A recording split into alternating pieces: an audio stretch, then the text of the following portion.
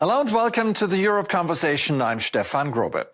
My guest today is EU Commissioner for Agriculture and Food, Christoph Hansen, whose passion for his portfolio sort of runs in the family. He's the son of a farmer and the Agriculture Minister of Luxembourg is his cousin. He previously served as environmental advisor to the permanent representation of Luxembourg to the EU and to the Luxembourgish EU presidency before becoming an MEP and then later commissioner. Commissioner Hansen, thank you so much for joining me. Great to have you here.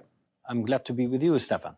When farming and environmental interests clash, which happens occasionally in Brussels, you understand both arguments very well. Does that make your life easier? Well, I would say it makes my life easier, yes, but I think as well the farmers understand very well that they cannot produce without a healthy environment. They need good quality water, good quality soils, sufficient water as well. They are as well the first victims of climate change, so the farmers in principle have all interest to work together hand in hand with the nature, with the environment.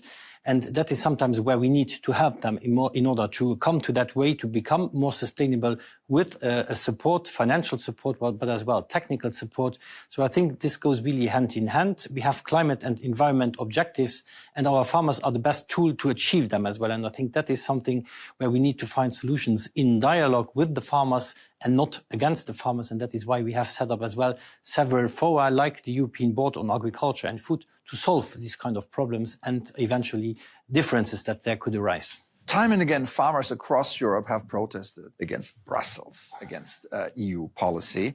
What would you say, what was the single biggest mistake the EU made in dealing with farmers? Well, first of all, against Brussels, that's always difficult to define what Brussels is, because as well here in Brussels are the ministers coming together in the Council and as well the members of the European Parliament, which all come from European countries. So it's a co-decision process. And sometimes member states have as well the tendency to over-implement certain legislation coming from the European level. So I would be a little bit more careful on blaming Brussels, because there are many people from the capitals there. As well, the biggest mistake, I think, was eventually, and I say it now, the dialogue with the farming community and the environmental community is something you need to take alive. You need as well to take out of that the permanent confrontation and find for common solutions, because I think the objectives, everybody understands them on both sides. Now the problem is, of course, how do we get there? And there again, I think everybody needs to make some compromises. And this dialogue is something that I put on very highly on my agenda. I traveled as well to the 27 member states in the first year of my mandate, and I think that is bringing a certain change. So this lack eventually of communication with the base, with in the ground, in the rural areas, that was maybe a little bit too much distance, and I tried to remedy to that. The war in Iran is adding new pressures on the agriculture community, the agriculture industry, particularly with rising fertilizer costs. What are the solutions? Well, of course, we have to say that the fertilizer crisis had already its start way before the Middle East crisis, because we had as well seen due to the energy crisis that we had in the beginning of the 2020s, fertilizer prices had gone up by 60% from 2020 to 2024. And that is why we were already planning this fertilizer action plan, which of course we had now to adapt a little bit, because the problem is a long-standing problem. We are over-dependent on energy imported from outside the European Union. And when we speak fertilizers, the main ingredient in the end of our fertilizers, the chemical fertilizers, is energy. So this is, of course, a long-standing problem.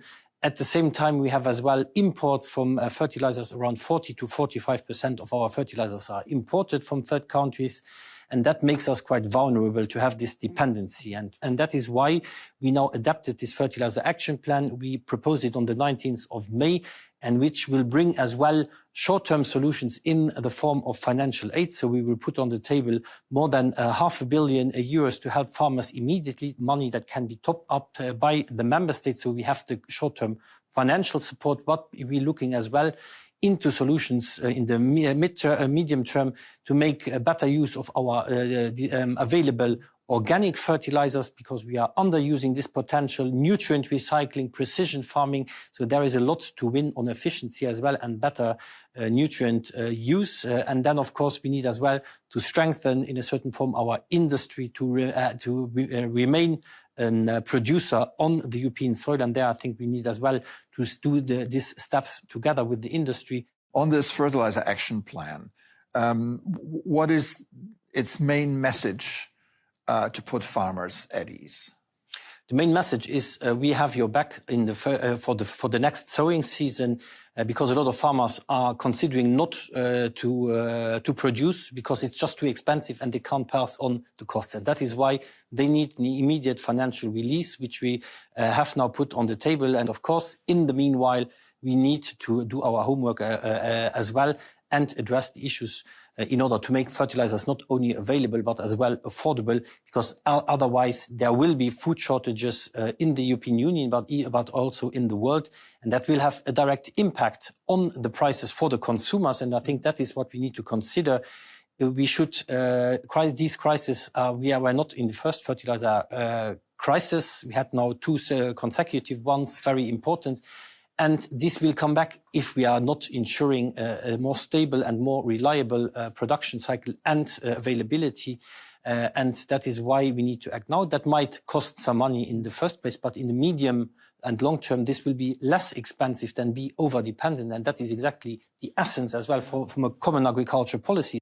Fertilizers are an important part of very vulnerable supply chains. How do we secure them for the future?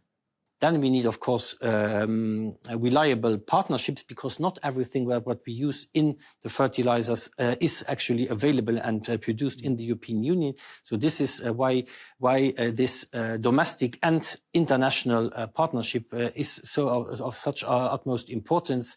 And that is why we had, by the way, as well, a meeting of the G7 agriculture minister to discuss this. The problem is not only European, it's a global problem, and there the cooperation will be key. Yeah, indeed. Now, some fertilizers are environmentally controversial.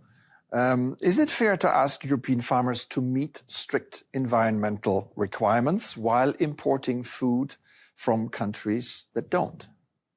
Well, I think we have the highest standards in the European Union worldwide. There may be some other third countries that are on the same level.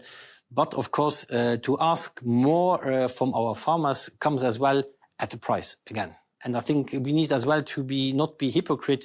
If we impose this to our farmers, we need as well to at least expect the same criteria when products are coming in. And I think we have some recent examples that show very clearly our system works.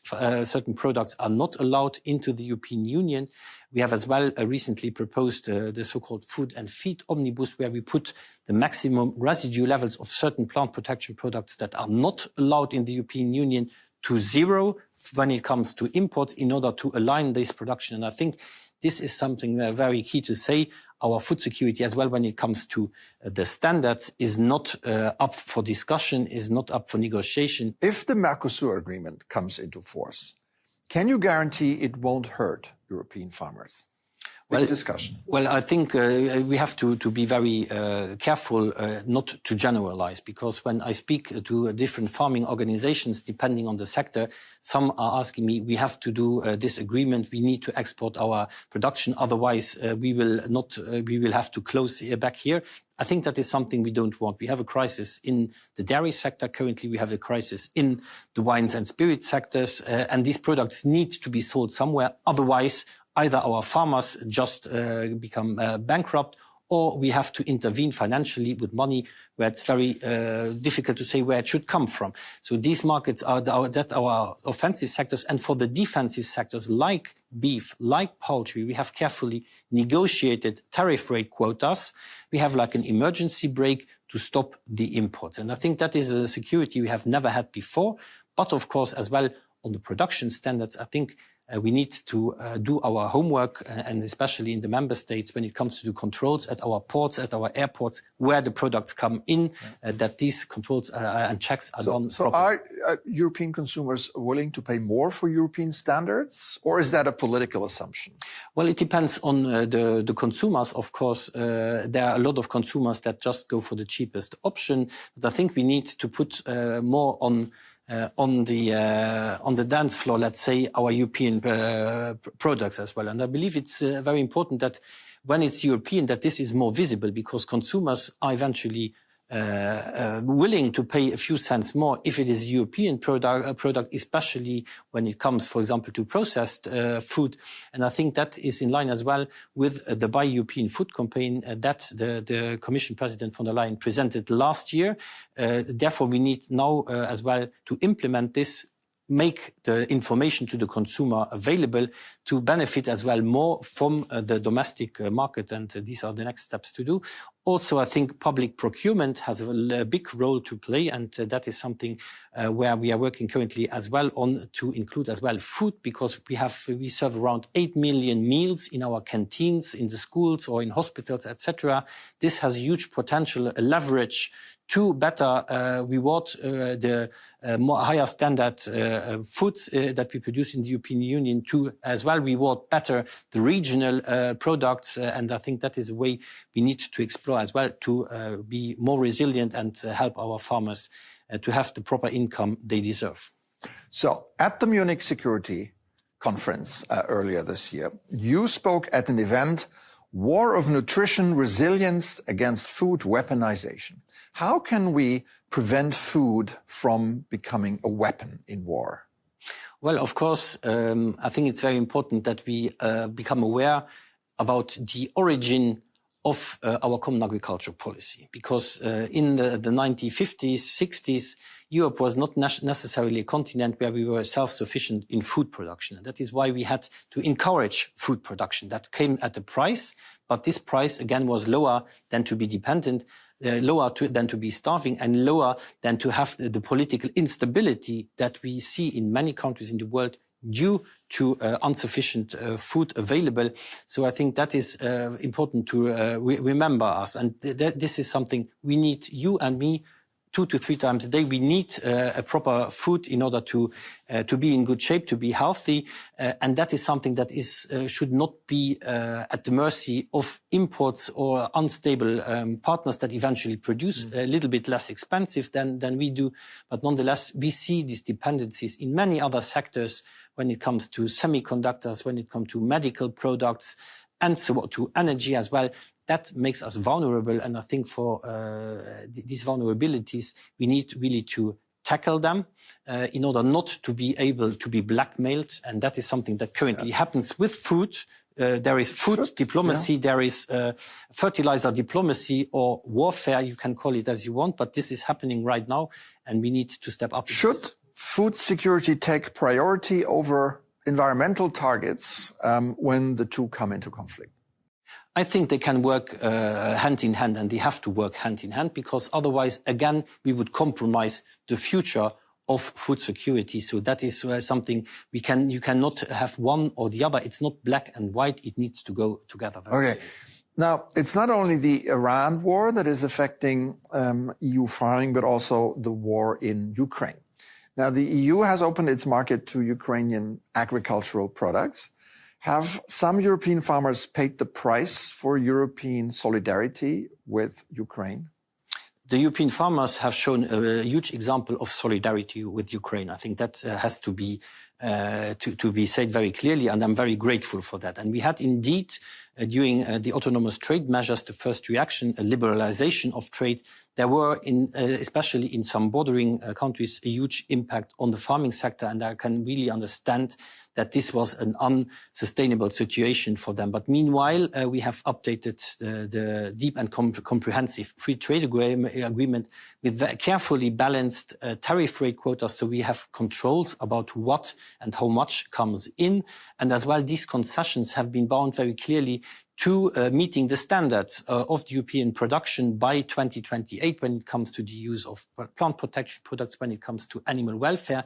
And if the Ukrainian side will not be able to get there, then we have as well the possibility to interrupt this agreement. So I think we have now a stable situation that has been, that before this stable situation had been caused turbulences, but now, of course, what we absorb is absorbable as well. It's products that we need anyhow.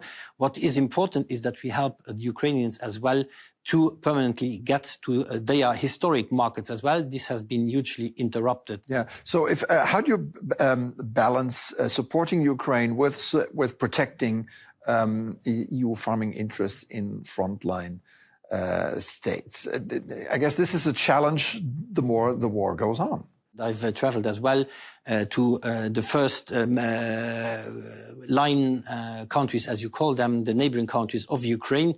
And there is a lot of evidence that needs to be put in light as well, because just because the price of cereals is, for example, low, does not mean it is low because there is more imports from Ukraine, because, as I said, this is now well calibrated. But again, we have a global had a good harvest last year, for example, and this has led to a global price for wheat that was 170, 180 euros a ton. But this is not the fault of Ukraine. It's of course, the result of a global good harvest. And I think there we need as well to find other solutions for our farmers to bring up their added value. And I think we have a lot of to win when we speak, for example, about protein plants, where we are currently not self-sufficient. And therefore, I don't see the interest of exporting raw grain without a lot of added value, while we can use these products even better and more efficient and better rewarding domestically. So I think that is something where we will be looking as well in our protein action plan that we are working on. On another topic, the debate over the next EU long-term budget is ongoing. EU leaders aim to reach an agreement by the end of the year, and it is clear already that agriculture is going to represent a large chunk of that budget, roughly 1/3. So my question is, why should taxpayers continue spending billions of euro on agricultural subsidies? Well, if we get to 1/3 of that budget, I would be very glad. So I hope you are right on that. But it will, of course, depend on the willingness of the member states to go into that direction. And it's not about speaking about this share, but of course, the EU budget on its own is not very big compared to other economies in the world. So I think there we have to be very clear that it's not about shares, but eventually that we are contributing sufficiently to a new EU budget. I think for this global crisis that we are facing, it's not less Europe or to be frugal that will solve the problem. I think we have to step up our efforts to be bolder. And I think that is something that's a first remark I would make. The second one, of course, as I said earlier, we impose higher standards, the highest standards in the world, to our farming and food producing community. This comes with a price. I think we have to be very clear. And this price needs as well then to be compensated if the markets don't do. Because as I said earlier, a farmer, when they have to switch from one technology to another, for example, or reduce their emissions, they cannot hand over the price so easily because they are competing. We are not living on an island, fortunately, I would say. And that is why this high standards come at a cost. This food sovereignty comes at a cost. The preservation of our cultural landscapes comes at a cost. And that is not just for the benefit of the farmer, because the farmers are not rich men and women, because when we see their salary, it's around 65% of the EU average salary, so they are well below, and that is why it is so important to support the community in order to continue to produce and not be dependent on Russia or China or who else when it comes to food production. Okay. One quick one. What is your biggest concern for European farming for the next decade? Is it climate change? Is it global competition? Or is it demographics? I would say it's demographics because this has a huge impact, of course. It's as well, of course, the others are not negligible, so it's difficult to choose. Climate change, we need to adapt to it. And I think, again, we need as well to invest into this adaptation. And I think, for example, as well, when you speak about the future multi-annual financial framework, the future budget, there is as well a competitiveness fund in. And I think in some regions, for example, without investment into water infrastructure, there will be no production, not agriculture and not tourism economy. And I think there we need really to stop a little bit, just looking at the short term and having as well more long-term perspectives. That makes us quite weak if we don't have the long-term perspectives, but probably this is as well linked to the political cycles. All right. Christoph Hansen, EU Agriculture Commissioner, thank you so much for coming on the show today. Thank you as well.